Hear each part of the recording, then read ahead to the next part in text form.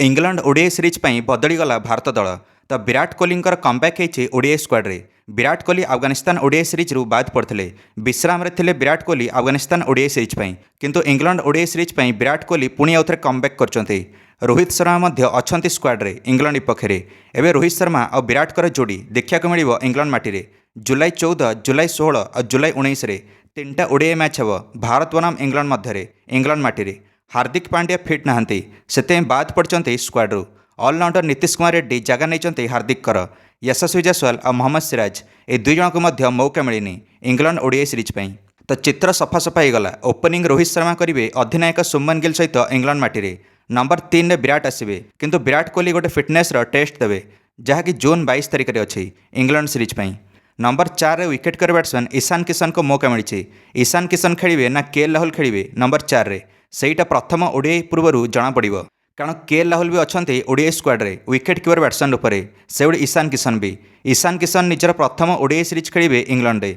आ KL Rahul को आगुरी बहुत experience अच्छी इंग्लैंड माटी। नंबर 5 रे उप अधिनायक श्रेयस अय्यर अच्छा। नंबर 6 रे अच्छा अक्षर पटेल कमबैक करछन्ती ओडीआई स्क्वाड्रे भारतर। नंबर 7 रे ऑलराउंडर वाशिंगटन सुंदर। नंबर 8 रे ऑलराउंडर पेस बॉलर हर्षित राणा ये कमबैक करछन्ती ओडीआई स्क्वाड्रे। हर्षित राणा संपूर्ण फिट होती निज इंजरी। नंबर 9 रे बुमराह कमबैक करेंगे। दीर्घ 3 वर्ष पर ओडीआई फॉर्मेट रे कमबैक करने जाउछन्ती जसप्रीत बुमराह। निजर शेष ओडीआई से खेली 19 नवेम्बर 2023 जो भारत खेली ऑस्ट्रेलिया विपक्ष में विश्वकप फाइनाल 2023 तापर बुमराह ओडीआई फॉर्मेट खेली नथिले। नंबर 10 रे प्रसिद्ध कृष्णा। नंबर 11 रे अर्शदीप सिंह। आ बाकी बैकअप खेली अच्छा ऑलराउंडर नीतीश कुमार रेड्डी आ पेस बॉलर गुन्नूर ब्रार आ चाइनामैन स्पिनर कुलदीप यादव।